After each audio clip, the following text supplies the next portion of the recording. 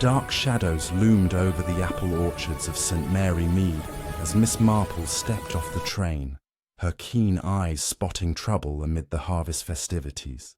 Welcome to the story Miss Marple and the Shadow over the Apple Harvest. Grab a cup of tea, take a seat, and enjoy the story. If you enjoy the story, then subscribe to our channel. Your support means a lot to us. Tell us in the comments where you are watching from. Chapter 1. The Arrival in St. Mary Mead. Miss Jane Marple adjusted her tweed hat as she stepped onto the platform at St. Mary Mead Station, the autumn air crisp with the scent of ripening apples. The village was alive with preparations for the annual Apple Harvest Festival banners, fluttering from lampposts, and villagers bustling about with baskets of fruit. She had come at the invitation of her old friend Dolly Bantry, who insisted something peculiar was afoot this year. Jane smiled faintly, recalling Dolly's dramatic flair, but her instincts told her there might be truth in the worry. As she made her way down the leafy lane toward Bantry Lodge, the sound of laughter echoed from the orchards where pickers gathered the season's bounty. Yet beneath the cheer, Jane sensed an undercurrent of unease whispers among the workers about strange occurrences, ruined crops and shadowy figures at night. Dolly greeted her at the door, her face flushed with excitement and a hint of anxiety. "Jane, dear, you made it just in time. The festival starts tomorrow, but I fear there is a shadow hanging over it all." Jane nodded, settling into the cozy drawing room with a cup of tea. "Tell me everything, Dolly, what has been happening?" Dolly leaned forward, her voice dropping to a conspiratorial tone. "It began a few weeks ago, apples turning black on the trees overnight, as if blighted by some curse. Farmers blame the weather, but I have heard rumors of sabotage perhaps from rival orchards or even something more sinister. And then there is the old legend of the shadow harvester, a ghostly figure said to appear every 50 years to claim the harvest for itself." Jane's eyes twinkled. She knew legends often masked human misdeeds. "Interesting," she murmured. "Have there been any incidents involving people?" Dolly nodded vigorously. "Yes, poor old Mr. Hargreaves, the orchard owner, found a threatening note in his barn, demanding he withdraw from the festival competition or face ruin. He dismissed it as a prank, but then his best trees withered overnight. The police say it is just bad luck, but I think there is foul play." Jane sipped her tea, her mind already piecing together possibilities. In her experience, such events were rarely supernatural, more often the work of greedy hearts or hidden grudges. She recalled a similar case in her youth where a village feast was disrupted by poisoned pies, tracing back to a jealous baker. "Perhaps we should visit Mr. Hargreaves tomorrow." Jane suggested get a first-hand look at the damage. The next morning dawned bright and clear. The village green transformed into a fairground, with stalls selling apple pies, cider, and handmade crafts. Jane and Dolly strolled among the crowds, the air filled with the sweet tang of fruit. Children bobbed for apples, while judges inspected entries for the largest pumpkin and juiciest apple. But Jane's sharp gaze noticed tensions, a group of farmers arguing in hushed tones, glances cast toward the Hargreaves orchard on the hill.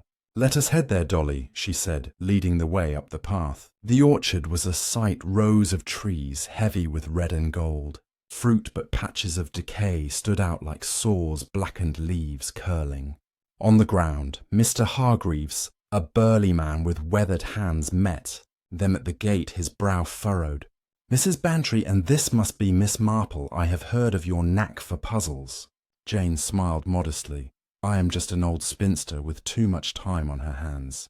"Tell me about the note." Hargreaves pulled a crumpled paper from his pocket, the words scrawled in block letters, "Withdraw or lose everything." Signed The Shadow. Jane examined it carefully, noting the cheap paper and ink perhaps from the local store. "And the blight?" He continued, pointing to a stricken tree. "It spreads like wildfire, but only on my land." "Neighbors are fine." Jane knelt to inspect the soil, her fingers probing the earth. She spotted tiny punctures on the trunk, as if from injections. Not a curse, she thought, but chemistry, a poison administered deliberately. As they talked, a young woman approached Lucy Hargreaves, the farmer's daughter, her eyes red from crying. "Father, we must cancel our entry. It is not worth the risk." Hargreaves shook his head stubbornly. "No, lass, we have worked too hard." Jane observed the family dynamic, sensing Lucia's fear was deeper. Perhaps she knew more. In villages like this, secrets simmered beneath the surface, much like the cider brewing in vats. She remembered a case where a daughter's suitor sabotaged a rival. To win favour, human motives always at the core. By afternoon, the festival was in full swing, a parade of decorated carts rolling through the streets. Jane watched from a bench, noting faces in the crowd, the vicar beaming the local doctor, chatting with the postman, and a stranger in a dark coat lingering at the edges. "Who is that man?" she asked Dolly, pointing discreetly. "Oh, that is Mr. Elias Crowe, a newcomer, bought the old mill last month, keeps to himself." Jane filed the name away. Newcomers often brought change or trouble. As the sun dipped lower, casting long shadows over the orchards, Jane felt the first chill of intrigue. This was no simple harvest. There was a mystery brewing, one she intended to unravel. To wrap up this chapter, we have set the scene. In St. Mary Mead, introduced the peculiar events plaguing the apple harvest and Met Key, players like Dolly Bantry and the Hargreaves family. Miss Marple's instincts are already at work, spotting clues that hint at human foul play rather than supernatural shadows. Stay tuned for Chapter 2, where the first real incident strikes, shaking the village to its core. Chapter 2. The Midnight Intrusion. The festival lights twinkled across the village green as evening settled the air thick with the smell of toffee apples and wood smoke. Miss Marple sat on a hay bale near the cider tent, her knitting needles clicking softly while she watched the dancers twirl to the fiddle band. Dolly had gone home with a headache, leaving Jane alone to observe. A sudden shout cut through the music, and the crowd parted as Mr. Hargreaves stumbled from his stall, clutching his throat, his face purple. "Poison!" someone cried, and panic rippled outward. Jane rose calmly, pushing through the press of bodies to reach the fallen man. His lips moved soundlessly, eyes bulging with terror. The doctor knelt beside him, forcing a finger down the throat to induce vomiting, but it was too late. Hargreaves slumped lifeless, his hand still gripping an empty tankard. Constable Polk arrived, breathless, his helmet askew, ordering the area cleared. Jane lingered at the edge, noting the tankard had come from the Hargreaves' own barrel, a prize entry for best cider. Lucy Hargreaves appeared wild-eyed, pushing past the constable to cradle her father, his head sobbing. "Who served him?" she demanded, voice breaking. A boy from the next stall pointed to a cloaked figure who had vanished into the shadows moments before the collapse. Jane's gaze swept the crowd, faces pale under lantern light, fear replacing merriment. She spotted Elias Crowe standing apart, his dark coat unbuttoned, a faint smile playing at his lips before he turned away. By midnight, the green was deserted, only police lanterns bobbing between tents. Jane walked the perimeter, her torch beam catching something glinting in the grass, a small glass vial half buried near the cider stall.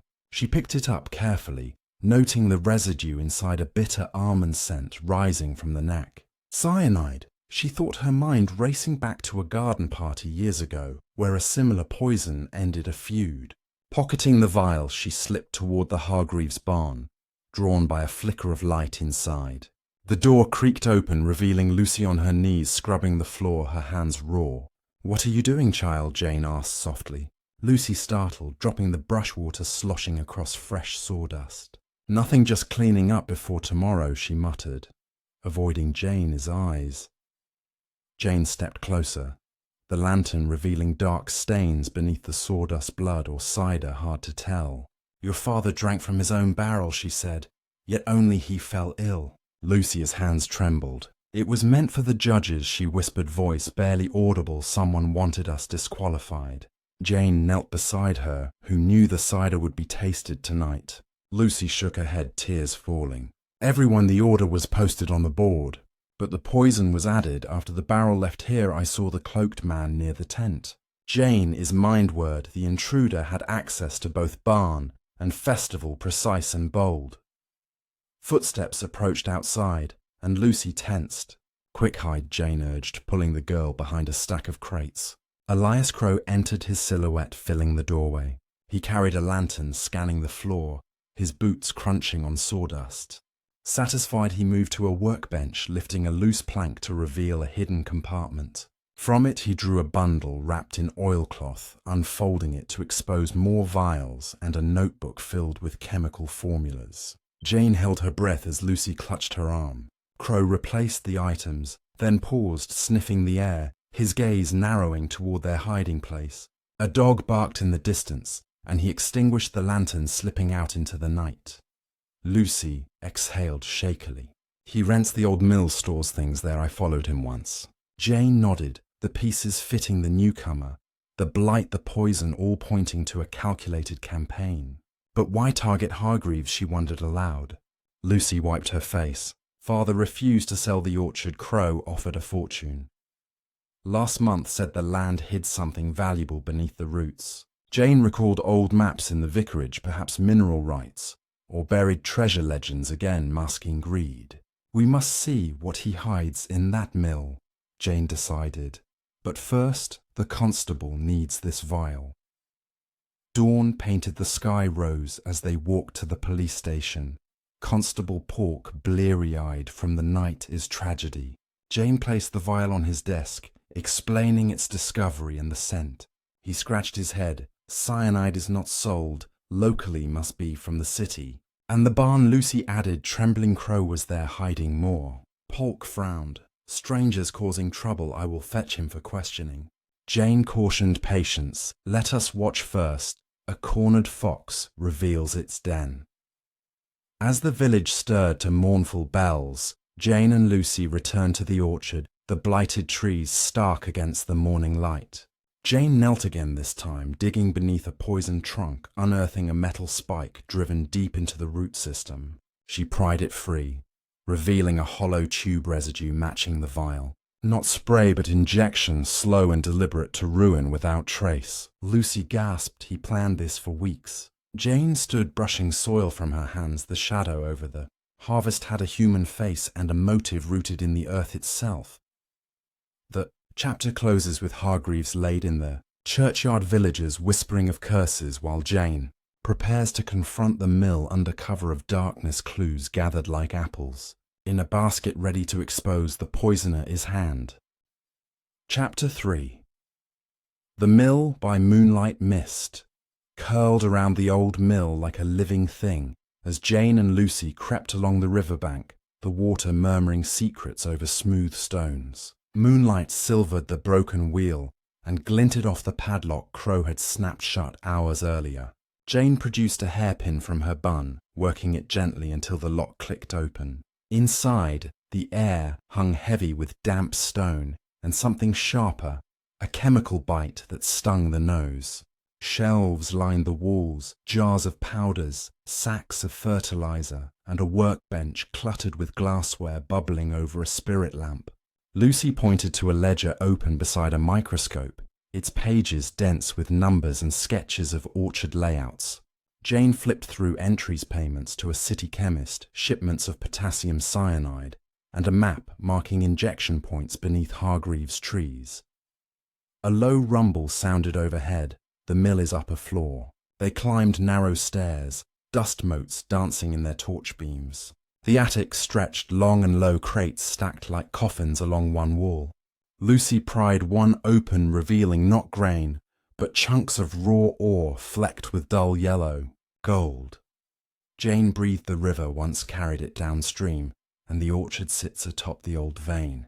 Crow's fortune was never the harvest, but what lay buried beneath. A floorboard creaked behind them, and they spun to find Crow himself. Lantern raised his face, half shadow, half sneer. Clever old woman, he said. Voice smooth as oil, but trespass carries a price. Jane stood unmoved, her knitting bag clutched like a shield. Murder already stains your hands, Mr. Crow. Why compound it? He laughed, stepping closer, the lantern swinging wild shadows across the rafters. Hargreaves refused my offer, so the land forced his hand. A ruined crop, a frightened daughter, a tidy sale at sheriff auction. Lucy gasped. You killed him for dirt. Crow shrugged. Death is just business, badly timed. He reached into his coat, drawing a small revolver, the barrel catching moonlight. Jane's mind raced the ledger, the ore samples proof enough if they could reach the door. She nudged Lucy with her foot, a silent signal. "Now, child," Jane said clearly, and hurled her bag at the lantern. Glass-shattered oil flared, and flames licked the dry wood. Crow cursed, firing blindly as smoke billowed. Jane grabbed Lucy's wrist, pulling her down the stairs, the fire roaring behind like an angry dragon. They burst into the night, the mill windows glowing orange. Alarms rang across the village bells, clanging as men spilled from cottages with buckets. Crow staggered out, coughing coat aflame before collapsing on the bank. Constable Polk arrived with half the force chains ready. Jane pressed the ledger into his hands, evidence intact despite the blaze. By first light, the mill stood gutted, blackened beams pointing accusingly at the sky. Firemen sifted ashes, finding melted vials and the revolver half buried in soot. Crow sat shackled in the police cart, his arrogance burned away with the rafters. Lucy stood beside Jane, watching workers unearth more ore from test pits, the golden seam glinting like a buried sunrise. The orchard would survive, she realized, the poison flushed from the soil by winter rains. Villagers gathered, murmuring not of curses now, but of greed laid bare. The festival resumed. Smaller, quieter apples baked into pies for Hargreaves wake a tribute rather than a contest. Jane accepted a slice warm from the oven, steam curling like mill smoke. "Justice," she said softly, "is the sweetest harvest of all." Lucy managed a tearful smile, the shadow lifted though the taste of loss lingered. Somewhere in the churchyard, a fresh mound of earth settled, and the bells tolled once more, not in warning, but farewell. The chapter ends with the mill is ruins cooling. Under autumn stars proof secured, motive exposed, and a village learning that darkness often wears the face of ambition. Chapter 4. The Hidden Ledger. The sun had barely cleared the church steeple when Jane and Lucy returned to the police station, a squat brick building smelling of coal smoke and strong tea. Constable Polk had spread the salvaged ledger across his desk, its pages warped by heat and water, yet the ink held firm. He scratched his chin with a stubby pencil while Sergeant Lake, a young man with city polish, peered over his shoulder. Gold ore samples clinked in a tin box beside the revolver wrapped in oilskin to preserve fingerprints. Jane stood quietly near the window, her gloved hands folded, watching dust motes drift through the light. Every column of numbers, every sketch of tree roots told a story clearer than any confession. Polk turned a page and whistled low. "Look at this entry dated 3 weeks before the blight began. Payment to a Mr. Silas Finch, chemist in Market Basing for 2 ounces of potassium cyanide solution." Another line beneath listed hollow spikes, ordered from a Birmingham ironworks. Jane leaned closer, tracing the neat handwriting with a fingertip. Precise measurements, she murmured, enough to kill a dozen trees slowly enough to avoid suspicion. Lucy hovered at her elbow, still pale from the night's terror. He planned every step, she whispered, as if the orchard were a chessboard. Sergeant Lake opened a large-scale map, pinning it to the corkboard with brass tacks. Red crosses marked injection sites exactly where the blackened patches had appeared. A dotted line curved beneath the orchard, connecting the crosses to the riverbank directly opposite the old mill.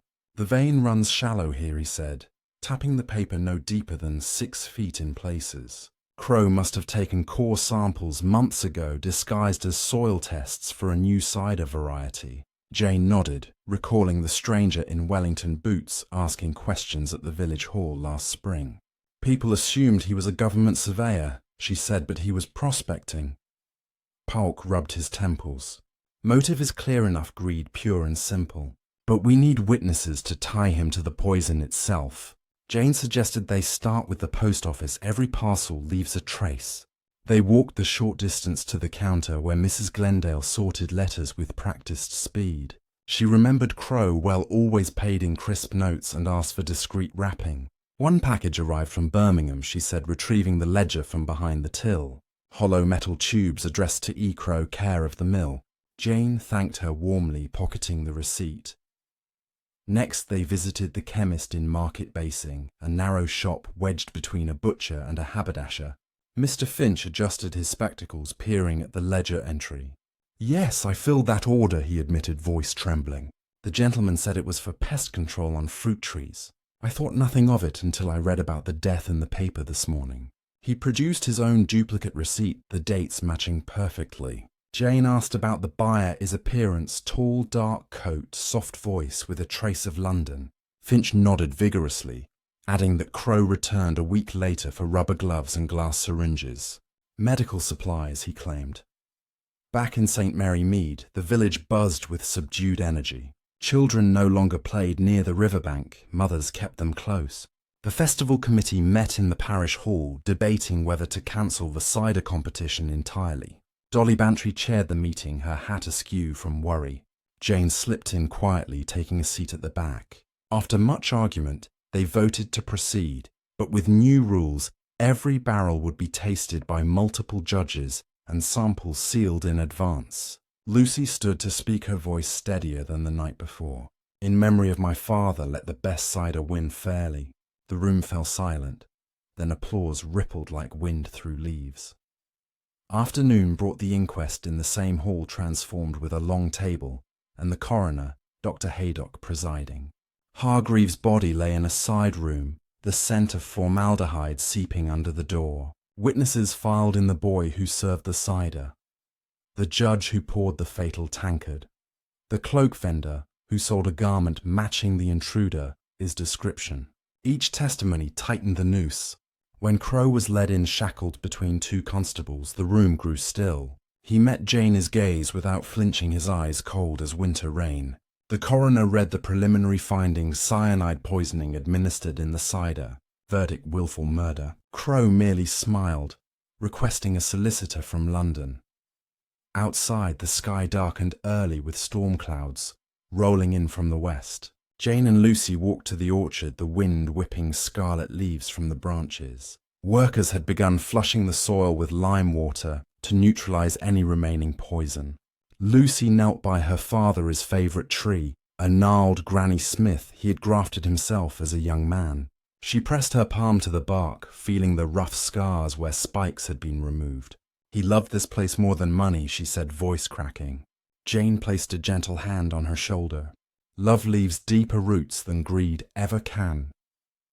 That evening, Jane sat in Dolly's parlour fire, crackling in the grate. She spread newspaper clippings across the table, old articles about the River's gold rush in the 1870s, when prospectors panned the banks before the vein played out. One yellowed photograph showed a group of men outside the mill holding nuggets the size of thumbnails. On the back, someone had written, "Property of J. Crow-esque." Jane turned the clipping toward Dolly. "Elias is grandfather. Perhaps the family never forgot what lay beneath."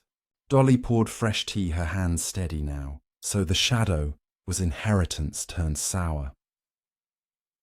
Before bed, Jane visited the churchyard, moonlight washing the gravestone silver. She stood before the fresh mound, a single apple placed atop the soil, reddening in the frost. Somewhere an owl called across the fields. She thought of all the quiet battles fought in villages like this. Jealousy, envy, the slow poison of wanting what belongs to another. Yet goodness persisted in small acts: a neighbour sharing cider, a child leaving flowers. The ledger, the spikes, the melted vials, all would go to trial. But the deeper truth was already written in the earth itself. The chapter closes with the storm, breaking overhead rain drumming on rooftops washing.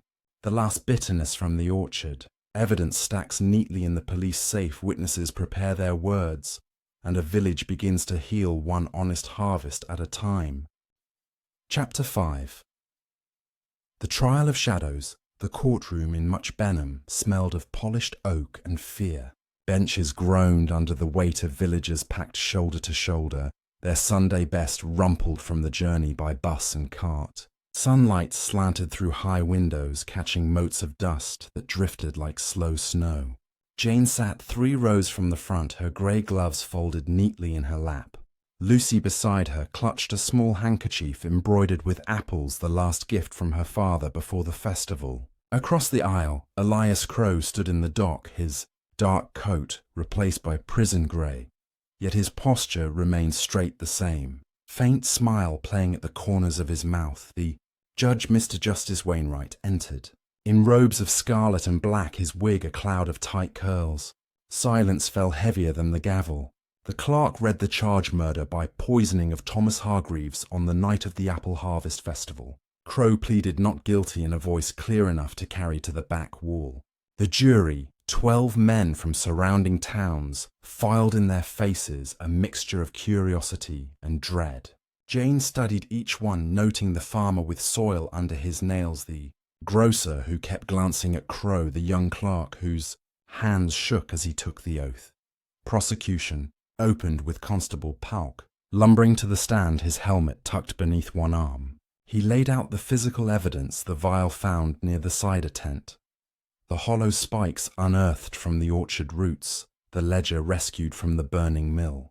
Each item passed hand to hand among the jurors, the cyanide residue still faintly almond sweet. Polk described the night of the murder step by step: the collapse, the empty tankard, the cloaked figure melting into darkness. When shown the revolver, he confirmed it matched the bullet graze on the barn wall where Crow had fired during the escape.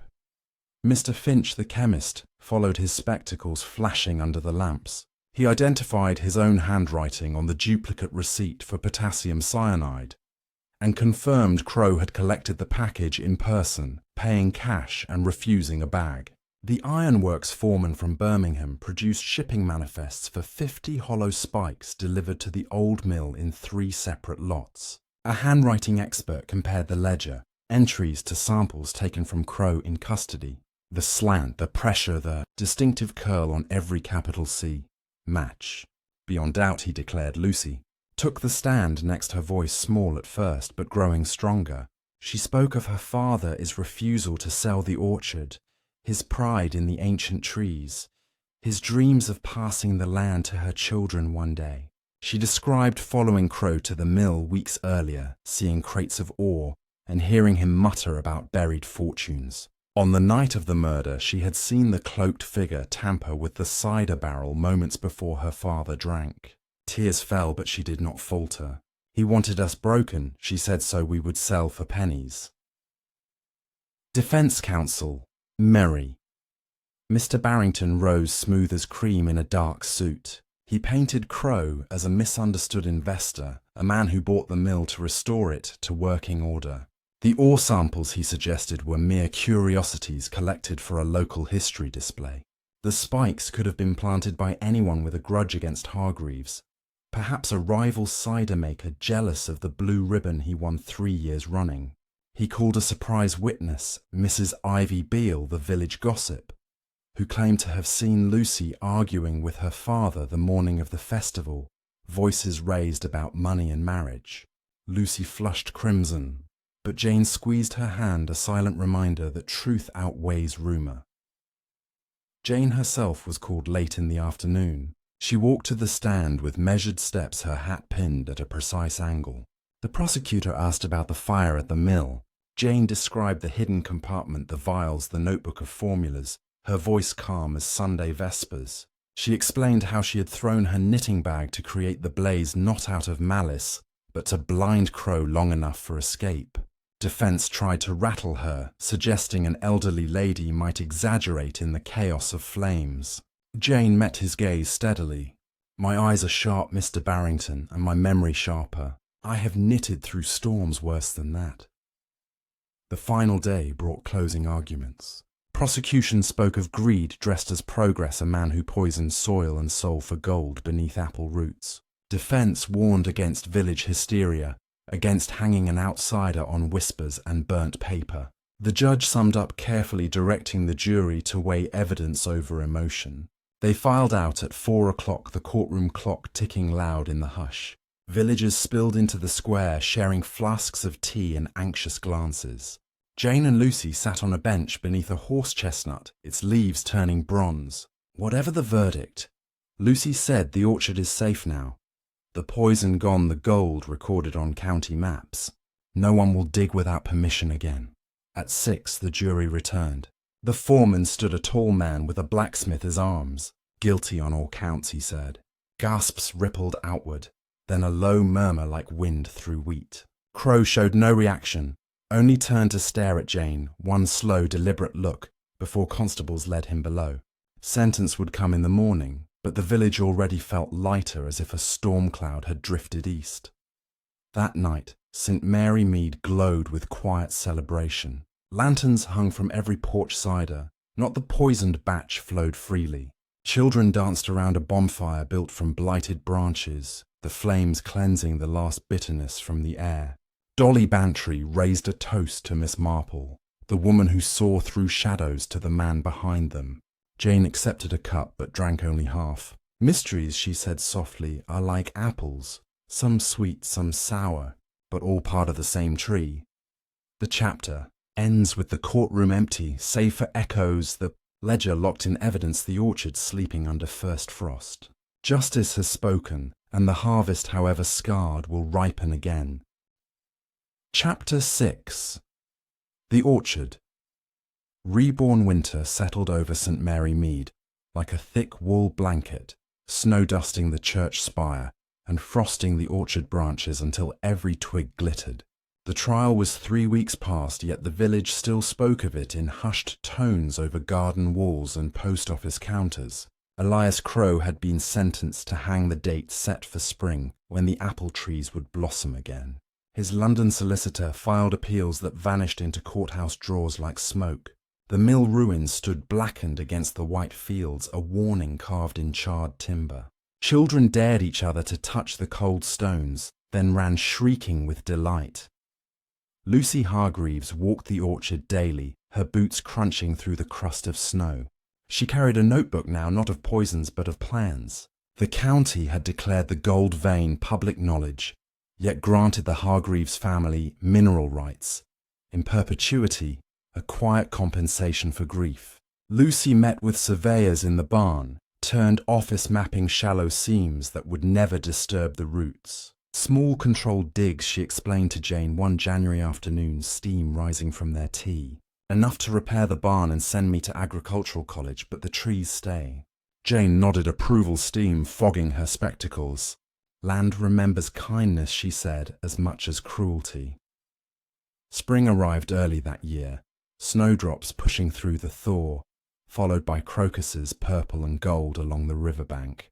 Villagers gathered on a Saturday to plant saplings in the blighted patches, young Cox orange pippin and Bramley seedlings raised in the school greenhouse. The vicar blessed the soil, scattering apple seeds like holy rice. Children sang a rhyme older than the orchard itself about roots that drink sunlight and branches that cradle stars.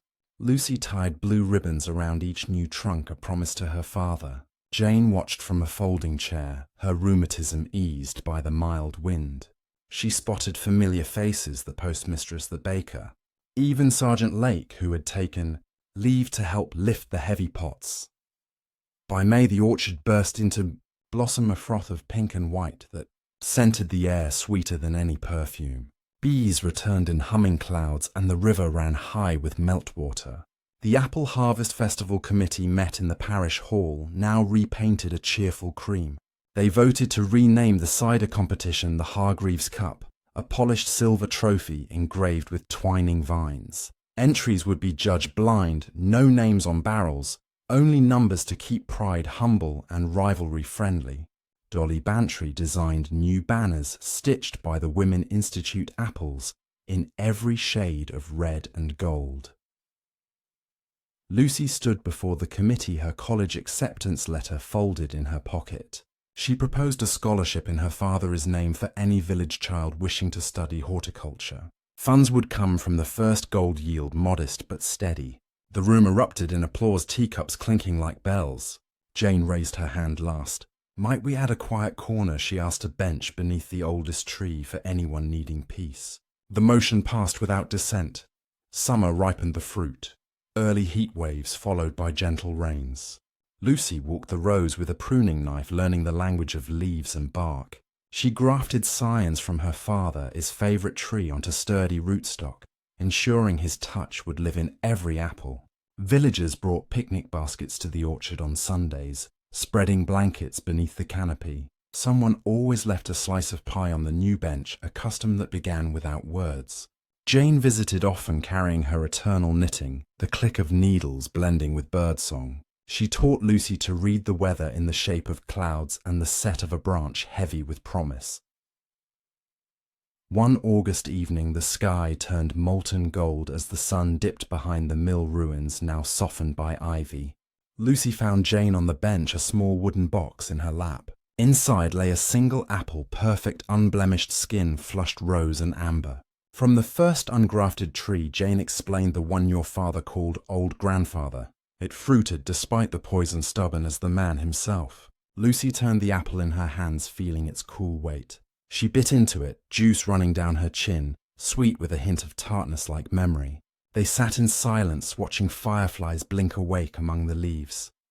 Word spread slowly then, all at once. Other orchards in neighbouring villages reported healthier yields. Trees that had struggled for years now bore heavier crops. Scientists from the agricultural college arrived with clipboards and soil samples. They found the lime flush had sweetened the earth, and the careful pruning opened the canopy to light. Lucy published a modest pamphlet, Root and Renewal, distributed free at the county fair. Orders trickled in for saplings, grafts, advice. The Hargreaves' name, once whispered with pity, now carried pride.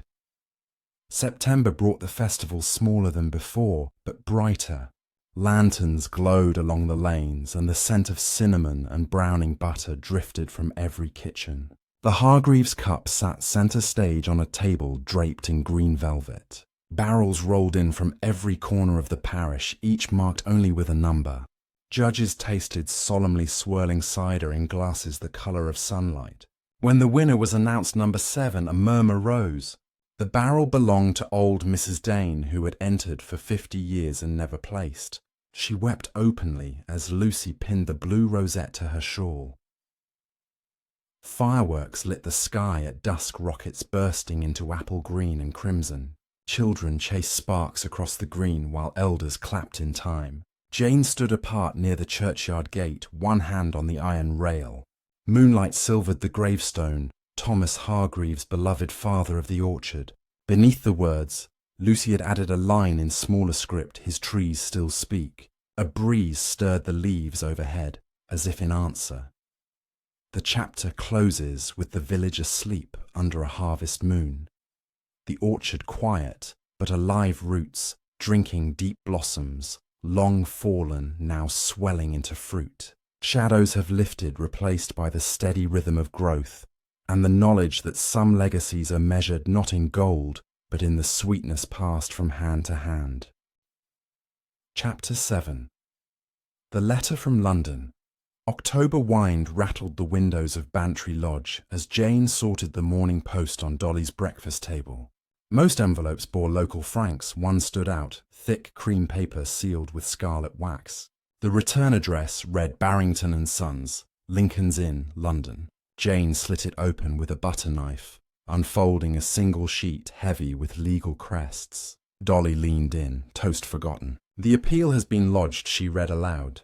Crow's counsel claims new evidence. A witness who saw another person near the cider barrel moments before the collapse. The court has granted a hearing in 3 weeks.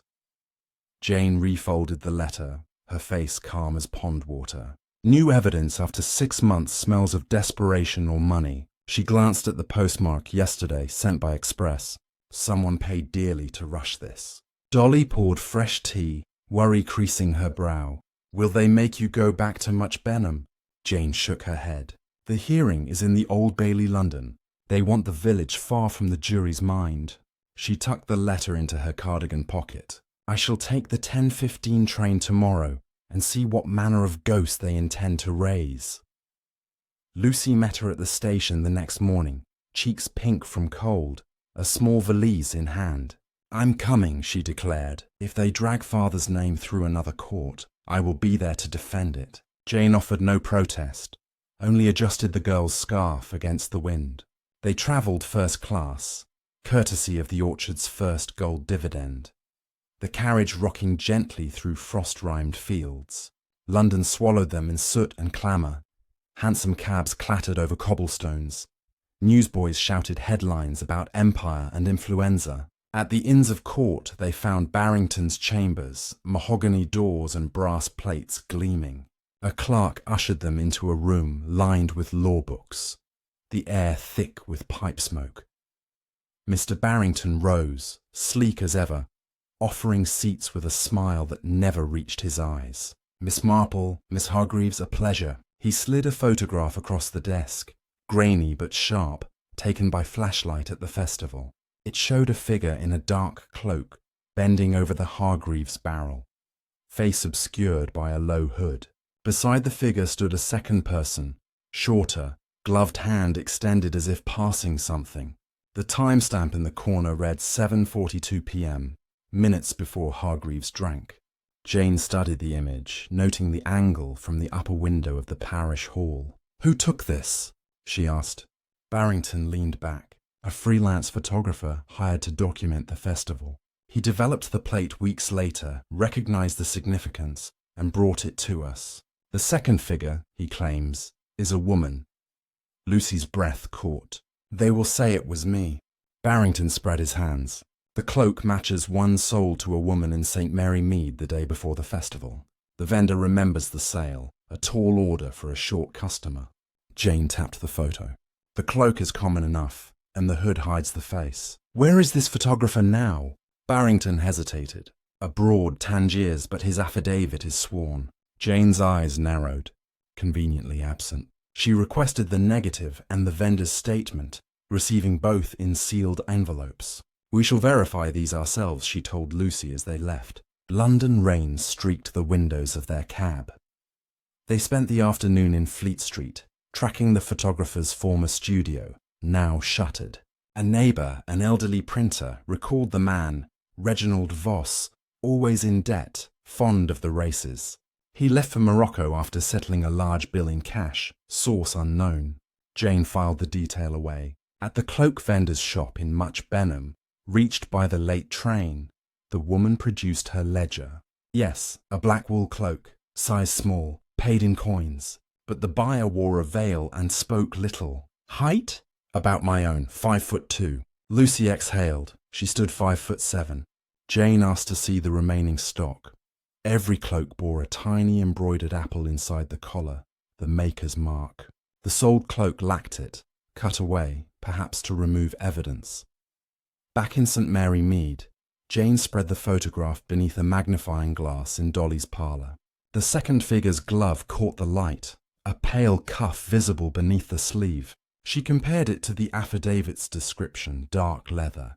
Yet the flash revealed stitching 3 rows distinctive. She telephoned Sergeant Lake, now stationed in Oxford, asking him to check Crow's possessions in prison storage. Hours later he rang back. A pair of gloves, black leather, 3-row stitching, found in Crow's mill trunk.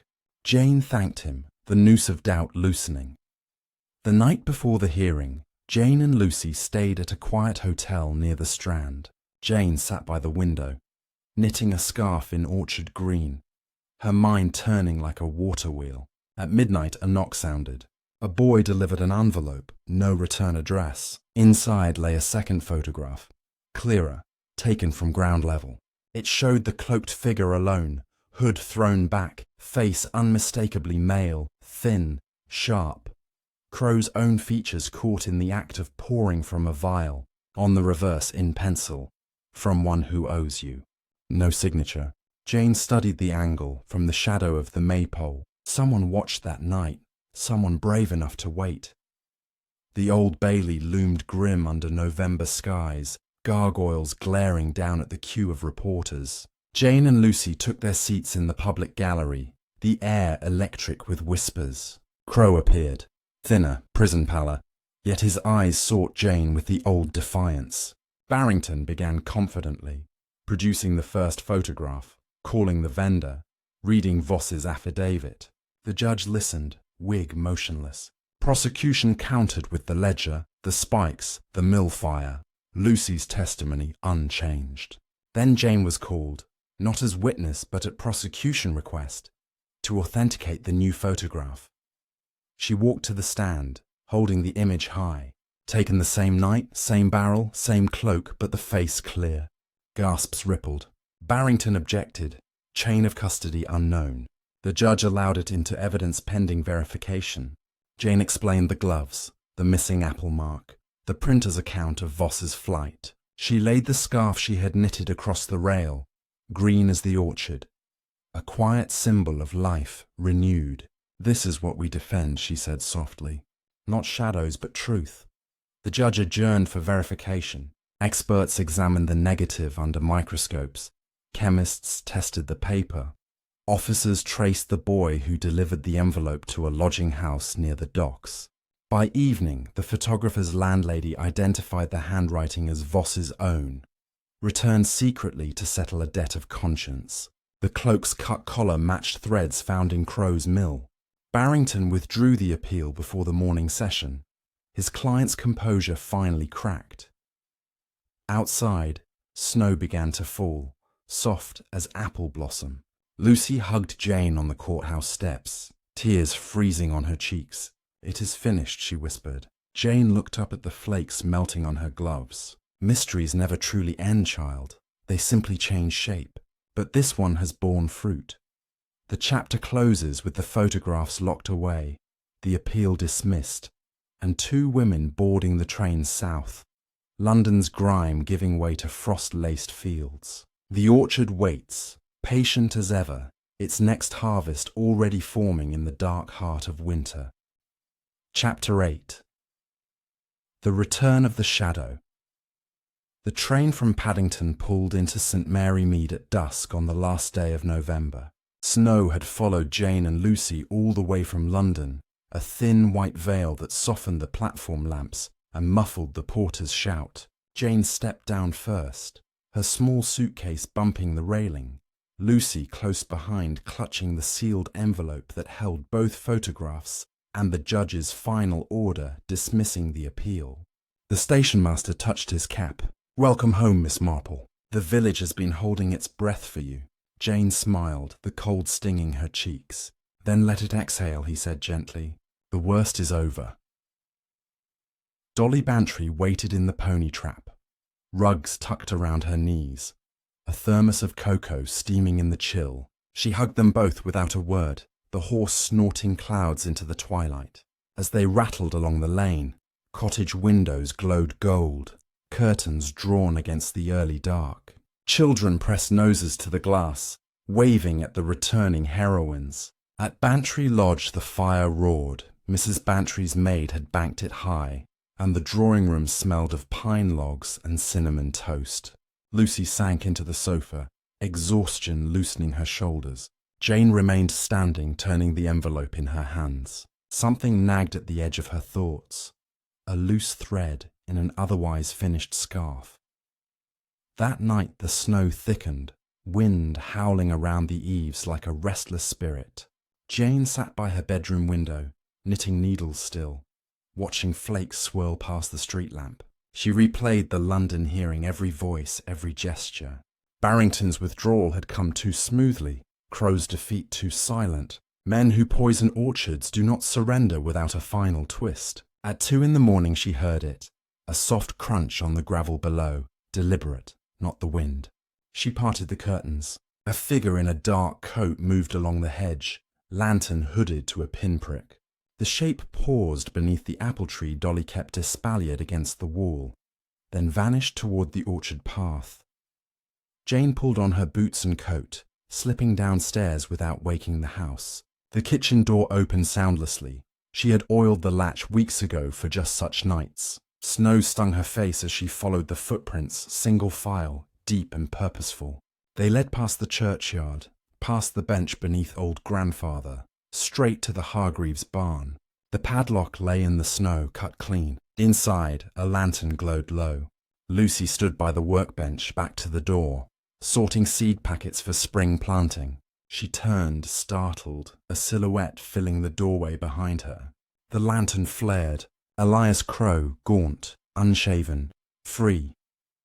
Lucy dropped the packets, wheat and bean seeds scattering like hail.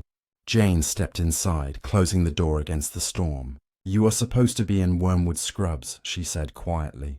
Crow's smile was a slash in the dim light. "Paper walls for a man with gold," he answered, voice rough from disuse. A guard owed me a favour, another a debt. The appeal was theatre, a distraction while I walked out the service gate. He held up a small derringer, pearl handle catching the light. 1 bullet for each of you. Then the orchard burns. No evidence, no witnesses, just ash and questions. Lucy edged sideways, her hand brushing a shelf of tools. Jane kept her voice level. You escaped to destroy what you could not own. Crow shrugged. The vein is mapped, the county knows, but fire erases deeds as well as trees. He gestured to a tin of paraffin in the corner, rags stuffed in the neck. Lucy's eyes darted to the rafters. Jane followed the glance. A coil of rope, the hayloft ladder. She spoke to gain time. The gold is worthless without the land, and the land is Lucy's by law. Crow laughed, a dry sound. Law bends for those who pay. I have buyers in Johannesburg, papers ready. 1 night's work and the orchard is a memory. Snow hissed against the tin roof. Jane took 1 step forward. You poisoned a man for greed. Now you would burn a village's heart for spite. Crow raised the gun. Step back, old woman. Lucy moved then, swift as a barn cat, seizing a rake and swinging it low.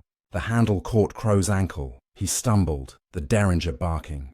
The bullet splintered wood inches from Jane's ear. She lunged, not at Crow but at the lantern, knocking it to the straw. Oil spilled. Flames whooshed up the dry hay like a dragon's breath. Crow cursed, firing wild, the second bullet thudding into a beam.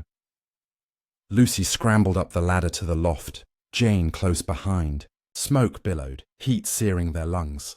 Crow coughed, silhouetted against the fire, then bolted for the door.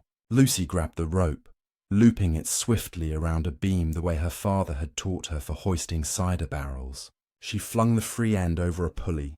Jane caught it below. Together they hauled, the barn door slamming shut on its track just as Crow reached it. He pounded, flames licking his heels. Lucy tied the rope to a stanchion, knot tight as iron.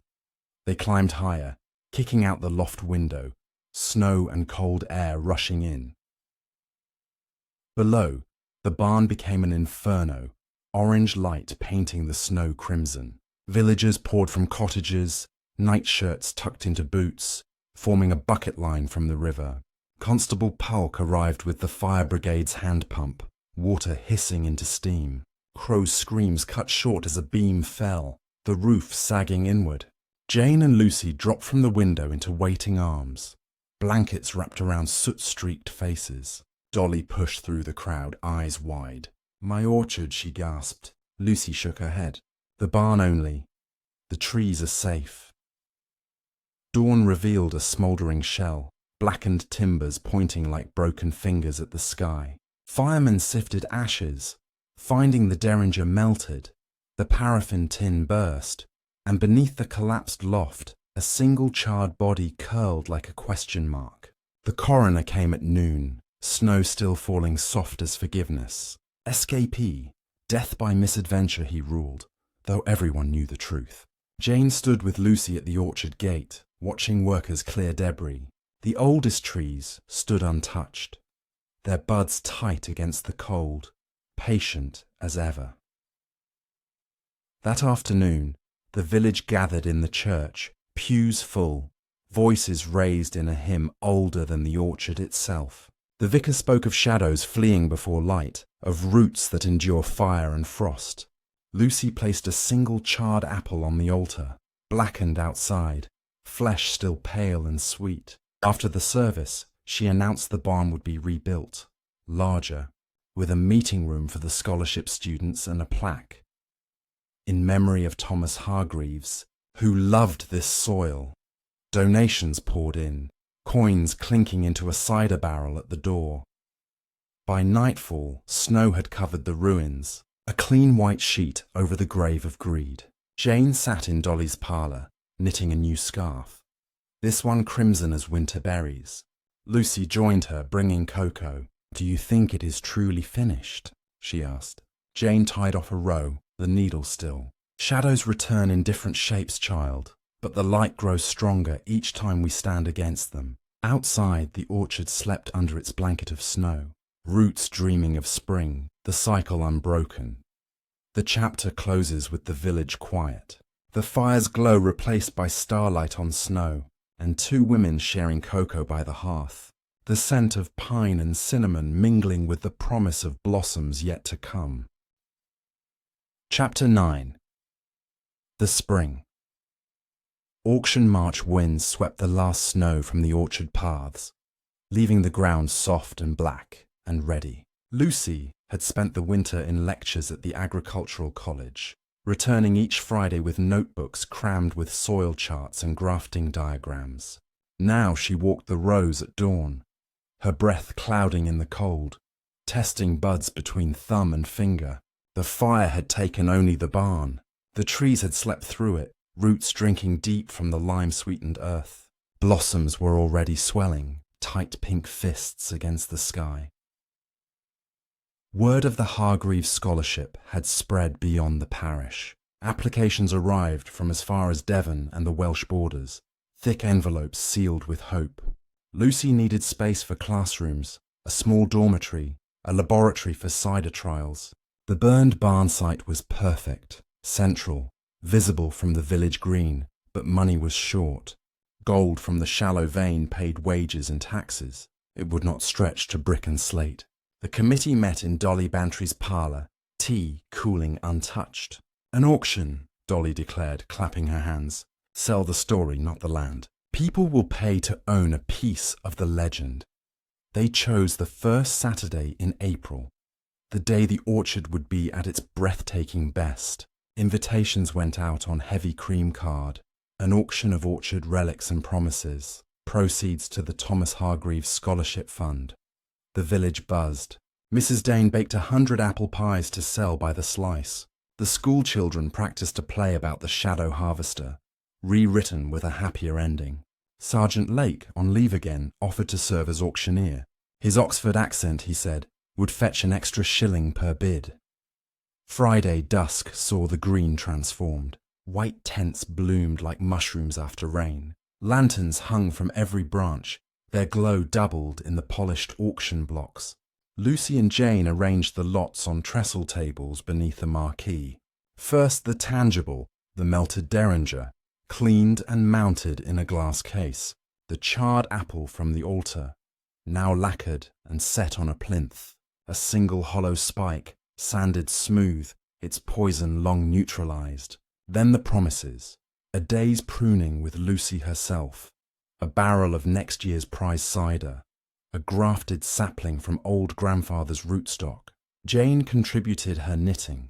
A long scarf in the orchard colours, green and rose and gold, soft as lamb's wool. Saturday broke cloudless. By 9 the lane was choked with motorcars, pony traps, even a charabanc from Much Benham. London reporters mingled with farmers in corduroy, notebooks and checkbooks at the ready. The vicar opened with a prayer for generosity and good apples. Sergeant Lake mounted the rostrum in a borrowed top hat, gavel gleaming. "Lot 1!" he boomed, the derringer that failed to silence justice. Bidding climbed from £5 to 50 in heartbeats, finally knocked down to a museum curator with a walrus moustache. The spike fetched 30 guineas from an ironmonger who planned to display it above his forge. The charred apple went to Mrs. Dane for a sovereign. She wept again, pie crumbs on her apron. The promises soared higher. A brewer from Burton paid £20 for the cider barrel, promising to age it in oak and label it Shadow's Defeat. A dowager in violet silk outbid 3 rivals for the pruning day, declaring she wished to learn honesty from the soil. When the sapling came up, silence fell. It stood no taller than a walking stick. Roots wrapped in burlap, a tag in Lucy's careful hand. Direct descendant of old grandfather, planted 1789. Bidding opened at 10 guineas. A voice from the back, crisp, familiar, called 50. Heads turned. A tall woman in a camel coat stepped forward, grey hair pinned beneath a narrow brim. Miss Jane Marple, the reporters scribbled, buying her own legend. Lucy's eyes widened. Jane lifted a gloved hand. 60. A hush, then the dowager counted 70. Jane, calm as Sunday, said 100. The tent held its breath. The dowager smiled, bowed and sat. Sold! Lake shouted, to the lady who unravelled the shadow itself. Applause thundered. Jane accepted the sapling with a nod, then turned to Lucy. Plant it by the new bench, she said softly. Let it shade the scholars. By tea time, every lot was gone. The scarf knitted by Jane fetching £25 from a textile merchant who swore he would frame it. The pies vanished. Lemonade barrels ran dry. Children counted coins in jam jars for the dormitory fund. Final tally, announced beneath a sky-streaked rose and violet. £1,412, 6 shillings and 4pence. Lucy stood on the rostrum, cheeks flushed, and thanked the village, the strangers, the trees themselves. The scholarship would open in September, 10 students the first year. Dormitories above the new laboratory, classrooms smelling of chalk and applewood. That night the orchard glowed with paper lanterns strung branch to branch. Villagers danced to a gramophone lent by the doctor, the needle scratching out waltzes and foxtrots. Lucy danced with Sergeant Lake, her laughter carrying over the music. Jane sat on the bench beneath old grandfather, the sapling already planted beside it, earth banked neat around the stem. Dolly brought her a slice of Mrs. Dane's prize pie. You bought your own knitting, she teased. Jane smiled, fork poised. I bought the future, Dolly. The past is ash. This is green wood. Fireflies early this year winked among the blossoms. Somewhere a nightingale began its liquid song. The shadow that had darkened the harvest was now only a tale told to children. A caution against wanting what belongs to another. The orchard had given its verdict in petals and gold. The chapter closes with the last lantern snuffed, the green empty save for the soft creak of branches in the breeze. The sapling stands no higher than a child's knee, but its roots are already seeking the same ancient stream that fed its grandfather 2 centuries ago. Chapter 10. The last apple September sun slanted gold across the rebuilt barn, its fresh oak beams smelling of resin and promise. The Thomas Hargreaves Scholarship Academy opened its doors to 10 students, 5 girls, 5 boys from villages scattered like seeds on a map. They carried cardboard suitcases and wide eyes, stepping into dormitories bright with calico curtains and desks carved from windfall applewood. Lucy greeted each by name her college blazer, traded for a canvas apron pockets bulging with secateurs and graph paper. Classes began at 8 sharp soil chemistry in the laboratory pruning theory beneath the tree's cider pressing, in the stone shed that had risen where the old barn burned. Jane arrived mid-morning the London train again, but this time carrying only a small wicker basket covered by a linen cloth. She walked the orchard path alone, the students pausing to wave Miss Marple the legend in tweed and sensible shoes. She found Lucy on the new bench beside the sapling now chest-high, its leaves glossy and new. Jane set the basket between them. One last piece of the puzzle, child, she said. I have carried it long enough. Inside lay a single apple, perfect, unblemished skin, flushed rose and amber, the twin of the fruit they had shared the night the mill burned. Lucy turned it in her hands, frowning. From old grandfather, she asked. Jane shook her head. From the tree your father grafted the year you were born. The one crow poisoned first. It should have died, but one branch survived hidden beneath the others. I took a cutting the morning after the fire rooted it in my greenhouse at home. This is its first fruit. Lucy bit into it, juice running clear and sweet, the same bright note that had rung through every courtroom and crisis. She offered the second half to Jane, who accepted with a smile. They ate in silence, watching students measure pH in soil buckets, their laughter drifting like pollen. When only the core remained, Jane spoke again, softer now. There is more. She drew a folded paper from her pocket, the wax seal broken but intact. A letter from the prison governor, dated the day Crow died in the fire. I kept it until the academy stood, until you were ready. Lucy unfolded it with careful fingers. The handwriting was cramped official. To Miss J. Marple. The prisoner, Elias Crow, made a full confession before his escape. He acted alone in the poisoning and the blight. No accomplices. He named the guard who took the bribe and the forger who prepared false appeal papers. Both are in custody. Crow asked that you be told the gold vein was his grandfather's obsession, not his own. He followed the map out of duty, turned to murder when duty failed. His last words, "Tell the old woman she was right.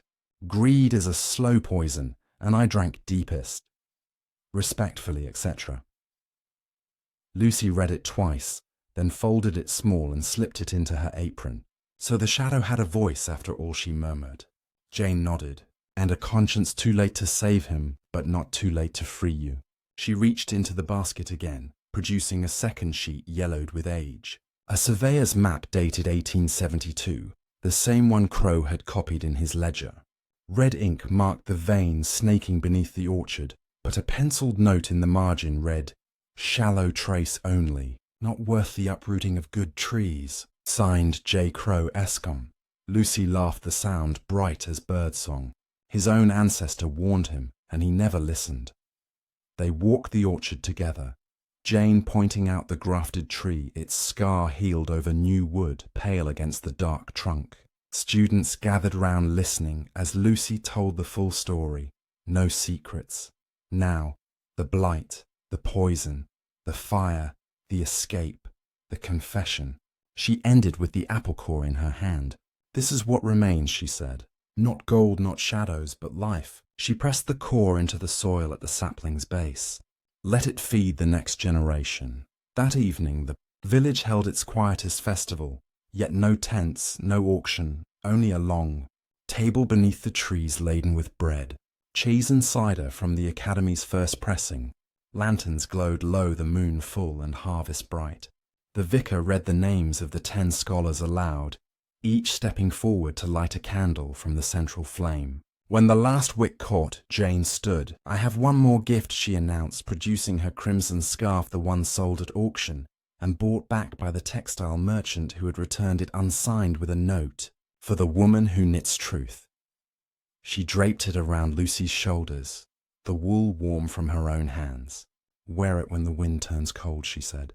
"And remember, every thread is a choice." Lucy hugged her fierce and sudden, the scarf a banner between them. The students sang the orchard rhyme, their voices rising clear into the night. Somewhere in the dark, an owl answered. Later, when the table was cleared and the candles guttering, Jane walked alone to the churchyard. She laid the empty wicker basket on Thomas Hargreaves' grave beside a single perfect apple from the grafted tree. The stone read, "Thomas Hargreaves, beloved father of the orchard." His trees still speak beneath in fresh chisel marks added that morning, and his daughter listens. Jane stood a moment longer, the orchard rustling behind her like a congregation at prayer. Then she turned homeward, the path silver under moonlight, the sapling's shadow small but certain at her heels. The story ends here with every shadow named, every root revealed. The orchard stands whole, the academy thrives, the scholarship grows like the trees themselves. Miss Marple boards the morning train basket, empty heart full. Another village mystery solved, another quiet victory for kindness over greed. The last apple is eaten, the core planted, the cycle complete. Thank you for joining this tale. If it brought you a moment of warmth or wonder, like the video, subscribe to the channel and tap the bell. Your support means the world to us. Tell us in the comments where you watched from and which chapter lingered longest in your mind. Until the next harvest, farewell.